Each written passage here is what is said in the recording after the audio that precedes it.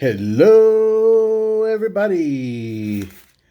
I bet you're wondering what I could possibly be sharing on a Wednesday, typically not a great mail day. Well, I wanted to get a video response up for Muskoka card collector, which I will do.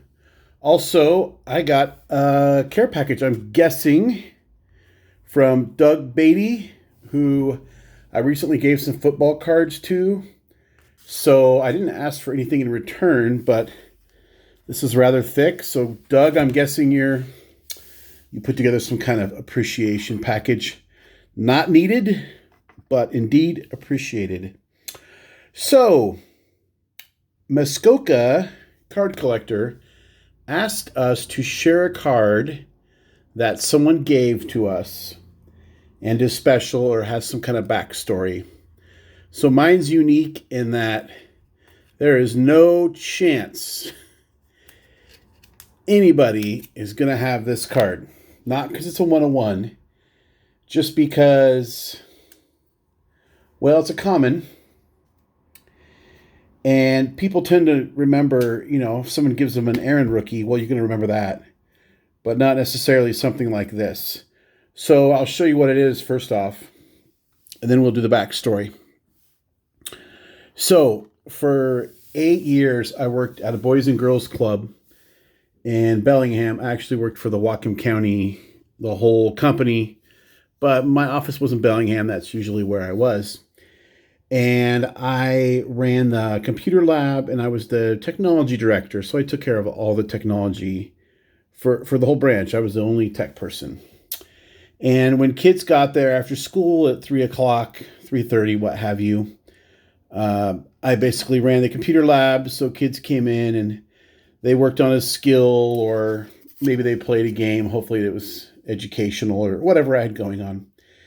And one day I meet this kid, probably 10. And I still remember his name, first and last. I won't say it here for privacy purposes. But I was a huge baseball fan. And he would say things, I would be like, how does a 10-year-old know this stuff? I was really impressed. And I got telling him about, at the time, I had a Raul Ibanez super collection. And most of what I needed was like super low number, whatever, parallel stuff's hard to find. I had, probably 80% of all Ibanez on the Beckett checklist. Except this one card I didn't have. This card you're looking at. And I showed this kid my little checklist I had on a website, and actually wasn't, I guess it was a checklist, but it was just everything that I had and everything that I needed. And it wasn't super easy to find because the URL was like through my ISP, and it had like all these funky characters, and I didn't give him the address. So next day, shows up after school, and he has this card, and he handed it to me. What he had done is he went home and found my checklist. It had to be 4 pages deep on Google, had to be, but he found it. And he had saw when I had showed him the previous day that this card was on there.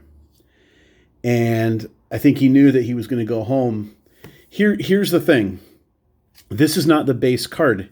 This is the team issue of this card. SEA 14. So what he did is he had the team set from Target in a blister, or maybe he'd taken it out, I don't know. But he broke his set to give me this card. And I tried to give it back to him. He wouldn't take it. So I added it to my collection, telling myself the whole time, this is one of the best cards I'll get. And it's worth, what's it worth to you? Absolutely nothing, nor should it be. But I appreciate it. If I had to sell 99% of my collection for whatever reason, or get rid of it, that would be one of the few things that remained for sure. So I'm happy to have that. Like I said, I still remember he's probably, at least 20 by now and off doing something with his life. Really, really cool dude. And it's amazing how little of a gesture, what it can mean to somebody else. So check out Muskoka Card Collectors giveaway. It's going on through January 15th because he knows he's going to be busy over the holidays. So lots of time to get something in. But I recommend not delaying because if you're like me, you think you have time, then you don't. And share a card that that's special to you, that someone gave you. Doug Beatty, I don't know what you did here, but we're going to check it out. Totally not necessary, of course. It's unbelievable how friendly and giving the card community is. Yeah, look at that. Blue tape. Why is that important? Because it's going to come right off, I think. Look at that. And it's not going to leave any, crappy residue. Every once in a while, you'll see blue tape stick to something. I sent something to Tony Black, put on the blue painter's tape, and it stuck to the top loader. But that's pretty rare when that happens. Okay, some Stadium Club cards. Nice fodder here. Fuel for TTMing. Let's check it out. Probably a lot of these I don't have. I don't have a lot of complete sets. And usually I just order things as I need them for the Stadium Club project. So here we go. 92 Delino DeShields.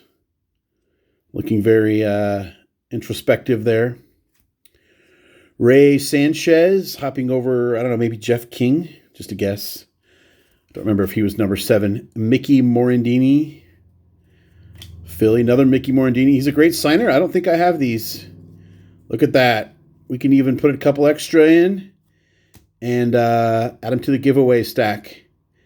Now, I said he was a great signer. The more I'm thinking, it's been a while since I've seen a success. So maybe he charges now or maybe he's not signing, but either way, happy to have those. Sweet Lou Whitaker.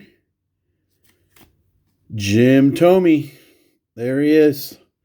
Hoffer, very early card. Second year, I think. Second or third year. Ed Sprague Jr. Todd Zeal. Gary Sheffield, who has a really cool autograph. Pat Kelly. Wow, that one's in really great shape. Randy Myers, award winner. Was he the reliever of the year? NL Fireman of the Year. Yes, indeed. Eck. Hoffer. Jason Grimsley. Chris Carpenter without the H. Oral Hershiser. The Bulldog. Pat Combs. Doc Gooden running the bases. Very cool. And if I was Flying Dutchman, I would look at the scoreboard and figure out what game this card came from.